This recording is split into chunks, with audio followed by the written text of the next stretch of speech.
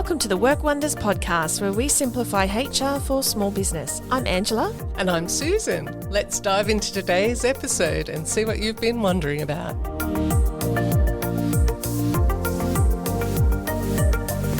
In today's episode, we'll discuss what we mean when we say discrimination, harassment, and bullying, and what that means for you and your business and the people that you manage. What we intend by the end of this episode is that you'll have a better understanding of what might be illegal when it happens in your business, know your responsibilities as an employer, and also understand how you could prevent these sorts of incidents from happening and how to respond to them. It's a really big topic, so let's get started. This is the Work Wonders podcast.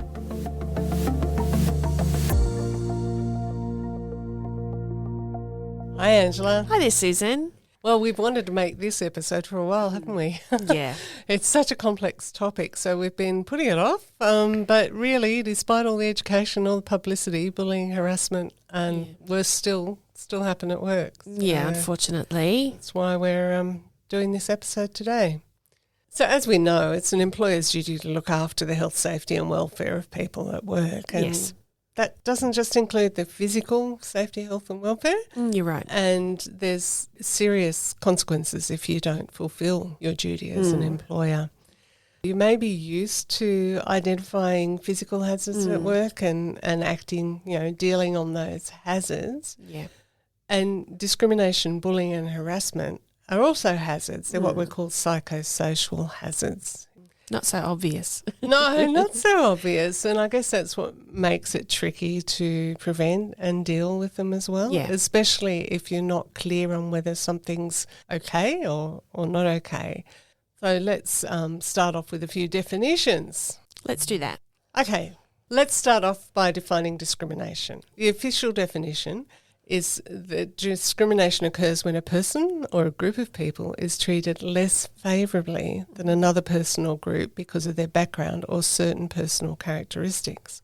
So what are those characteristics? Federal discrimination laws protect people from discrimination on the basis of their race, including their colour, their nationality or their ethnic origin, or their immigrant status. It also protects people on the basis of their sex, their pregnancy or marital status, breastfeeding. You're protected from discrimination on the basis of age or disability, and also on sexual orientation, gender identity and intersex status. Yeah, so we've talked about that a little before, haven't we, Susan? So those things can't come into play when you're thinking about recruiting someone or offering employment to someone. If they're going to be considered for things like training or, offered a promotion, anything like that in terms of making a decision around a person's employment or who's suitable for that employment can't be based around those things that you just mentioned. Yeah, and so it's the full range of the employment relationship, including dismissing someone. Yeah, so you mean that you couldn't fire someone for those things either? No, exactly. So there's a lot of interplay between what we're talking about all the time on this podcast and making sure that you avoid claims for discrimination. There is a lot to be considered in terms of all those different factors we just listed about discrimination. There's more information and fact sheets on the Human Rights website, and we'll post a link in the show notes to that. And what about harassment? Harassment's closely related to discrimination law. So here's another formal definition for you. Sure, go ahead.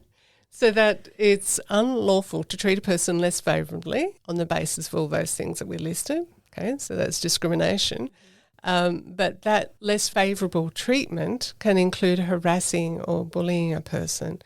The law also has specific provisions related to sexual harassment, racial hatred and disability harassment, which we'll go into. So, Angela, have you got some of the behaviours that would be considered as harassment? Well, as I heard you talking there, I'm thinking harassment is behaviour like telling an insulting joke to someone, thinking that it's funny and it's really not, particularly if it's around a particular racial group, for example. And I think the important thing there is that it depends on the perception of the person who hears the joke, not the perception of the person who's telling the joke. Yeah, that's a very good point. You're not thinking of the other person if you're thinking it's funny and saying it anyway and it's really not appropriate. What about sending explicit or maybe sexually suggestive sort of text messages or an email to someone when that's not warranted? Mm-hmm. That's not appropriate. Displaying something in the office or in the workplace that's racially offensive or pornographic, a poster or even a screensaver on a computer, something like that. Yeah, you can't see it over the podcast, but I'm pulling awful faces here at Angela as she's saying these things. Oh, yes. It's all a bit icky, isn't it? Cringeworthy. Cringeworthy is a good word for it. But yeah, having those sort of things on display is definitely not on. Another thing that's cringeworthy is derogatory comments, or I'm thinking like wolf whistling and things like that. Yeah. Whether it's taunting a person because of their sexuality or maybe even because of a person's disability. Mm-hmm. Or just generally intrusive questions and inappropriate questions about a person's life and just their choices. Yeah, so it's okay to say, what'd you do on the weekend? It's not okay to say, who'd you sleep with on the weekend? Yes. So it's important to understand that a one-off incident can constitute harassment. It doesn't have to be ongoing for it to be defined as harassment. Is that right? Yeah, that's correct. And in fact, there's a few different acts that applies to specific types of harassment. So let's run through those as quickly as we can, I guess. The first is the Sex Discrimination Act of 1984, which prohibits harassment in the workplace by employers, co-workers and other workplace participants. Mm-hmm. So that might be partners or directors of a firm, it might be contract workers, it might be commission agents. They all come under your responsibility of protecting your workers. Actually, I've got a good example I just remembered. Sure. Baker's Delight is taking the whole thing very seriously to the extent that they are going to warn customers about sexually harassing their staff. Okay, because they're part of the work as well, aren't Yeah, they? that's right. So it's a positive intent to look after their staff and make sure they're not sexually harassed. But back to sexual harassment, it's broadly defined as any unwelcome sexual conduct that a reasonable person would anticipate would offend, humiliate or intimidate the person harassed. Okay. Then we have the Disability Discrimination Act of 1992. It prohibits harassment in the workplace based on or linked to a person's disability or the disability of an associate. Oh, right. Okay. So I assume by the disability of an associate, it means harassing somebody because they spend time or related to or have some sort of relationship with somebody with a disability. Okay. Which makes sense. Mm-hmm. Finally, the Racial Discrimination Act is another one that has specific definitions in it, and that's from 1975, and that prohibits offensive behaviour based on racial hatred. So racial hatred is defined as something done in public that offends, insults or humiliates a person or group of people because of their race, colour or national or ethnic origin. Okay, so lots of different pieces of law. Yeah. So now we've talked about the definitions of discrimination and harassment. The third and related topic we wanted to talk about was bullying. Yeah, it's a bit of a buzzword, that one, isn't it? Look, I think the biggest difference is that bullying is a repeated act of behaviour. So it's unreasonable again. Towards either one person or a group of people that's going to create a risk to their health and safety. And do keep in mind that's not just physical health and safety, that's their emotional and psychosocial sort of health and safety as well. So as I'm saying that, Susan, some examples I'm thinking of are abusive or offensive language or comments. That one's probably pretty obvious, isn't it? Aggressive or even intimidating behaviour towards someone. And it doesn't need to be violence or a threat of violence. It can be intimidating through shouting at someone, for example. Yeah, just exerting power over someone or limiting them from doing something or forcing them to do something. Yeah. Belittling or humiliating someone, especially in a public sense as well. Yeah. Practical jokes or initiations. Yeah. I've seen that happen, unfortunately. Yeah. But definitely inappropriate, and in some cases can be physically harmful. Unjustified criticism or complaints. Yeah, that's a tricky one, isn't it? Unjustified in whose eyes? Yeah, true. Like you said from the beginning, it's all about the perception of the person on the receiving end. One form of bullying that I think goes unnoticed sometimes is deliberately excluding someone. Oh, yes. And I hate to say it, but I think this is the mean girl behaviour. Oh, yeah. Who's popular and who's not. Yeah, and just being able to, and I have seen this happen in a workplace, just, not letting people know that there's a meeting on, or that they, everyone else is going for drinks or things like that, where you're actually deliberately excluding someone. Yeah. That's bullying, I'm afraid. Actually, I'm recalling an episode, I think it was Catherine's episode back in season 1, and she talked to us about an example where there was a Facebook group involved with people, and I think it was for shifts and that sort of thing. So even if people are online together, that can be another way to be excluded as well. True. And related to that then is withholding information that people might need in order to do their work properly. That would be mean. Yeah. It's really putting them in a position of looking foolish or being excluded or looking like they're incompetent because they haven't been given all the information. They're all forms of bullying. Hi, it's Susan here. Are you struggling to stay on top of your HR-related documentation? You need a system. Balance at Work are agents for the H Factor, a people management system designed specifically for Australian SMEs. To find out more, you can contact me via the Work Wonders website, workwonderspodcast.com.au. Okay, so Susan, we have a very clear definition of those three things, harassment, bullying and discrimination. And I guess now we need to talk about the responsibilities of the business owner or the manager. So any incident, no matter how small, of harassment or discrimination or bullying, the employer or the manager needs to respond appropriately and quickly. It's the best thing to do. Yeah. If issues are going to be left unaddressed, you're going to probably have a hostile work environment. It can expose employers to further evidence of bullying or harassment and potential, physical or more emotional harm if it's not dealt with quickly. And you might get complaints from other people who've observed it. It might just maybe even customers. Yeah, get bigger than you would like it to get. So very important for you to act quickly. Another risk in not acting quickly is that it might indicate that you've accepted this behaviour. I was just going to say, the culture. It will start to affect culture if you're not someone who has a nil tolerance policy of that, exactly. In terms of. So, Angela, we recognise it's important for the manager to take action. The other side, though, is that sometimes we're afraid to take action on things because we're thinking that it might be perceived as bullying or harassment or whatever on its own. Yeah. And I think it's useful for employers to know that there is such a thing as reasonable management action.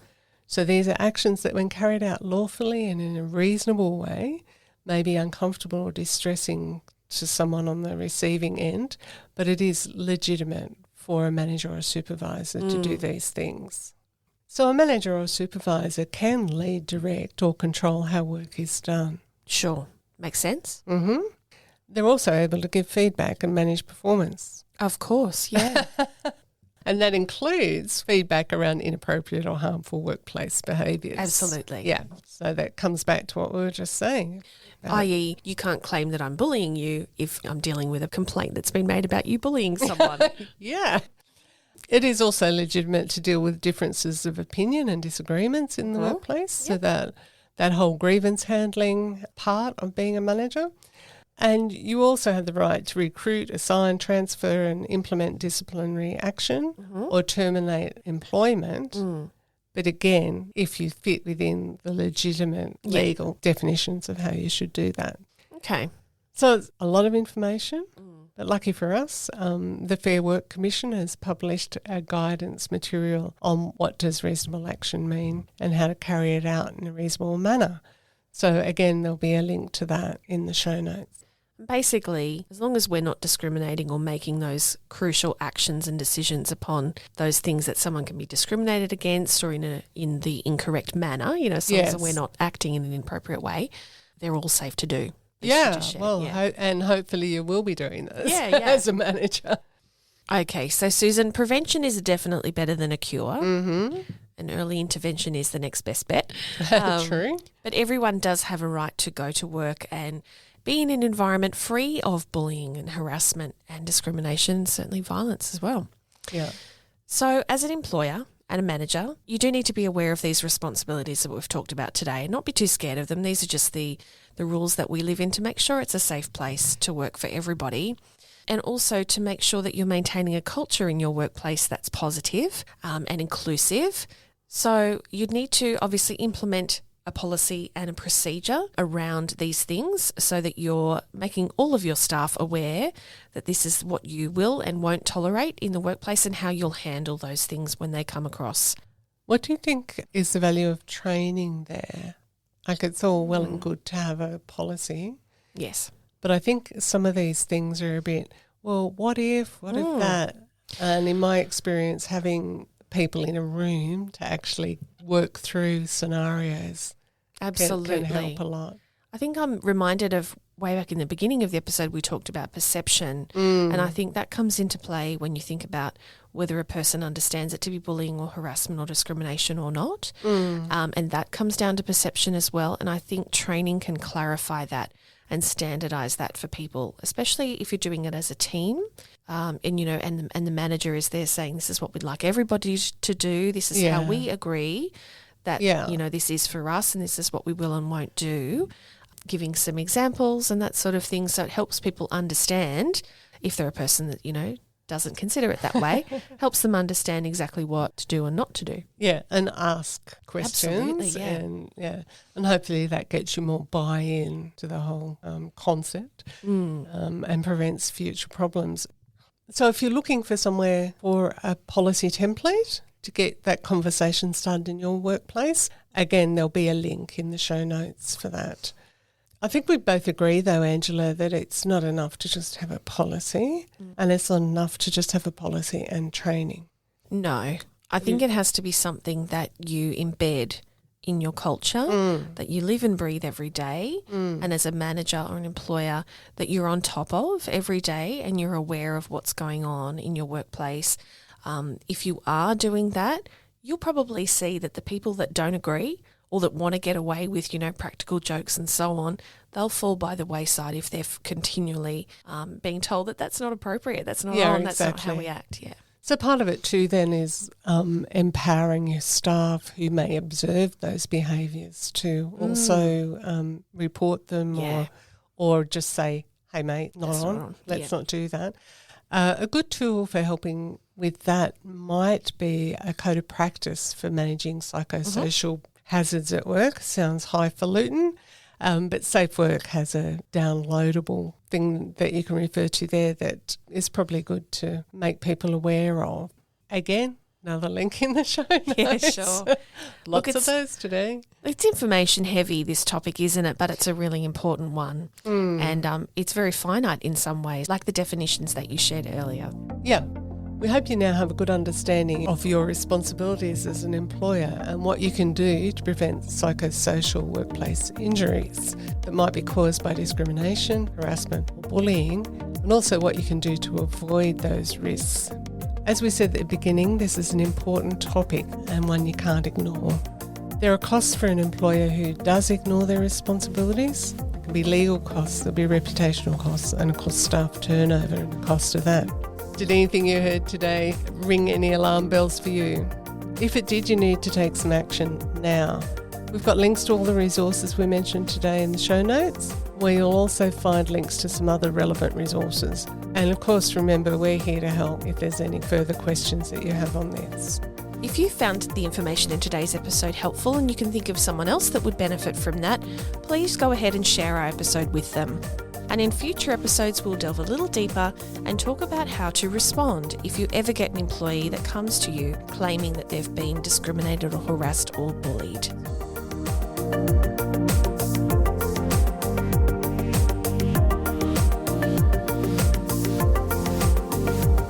Thank you for listening to the Work Wonders podcast. Hit subscribe now so you never miss an episode. And if you enjoyed today's, why not tell your friend and maybe even leave us a review? So what have you been wondering about? You can pop onto our website, workwonderspodcast.com.au, and let us know. We'll talk to you again soon.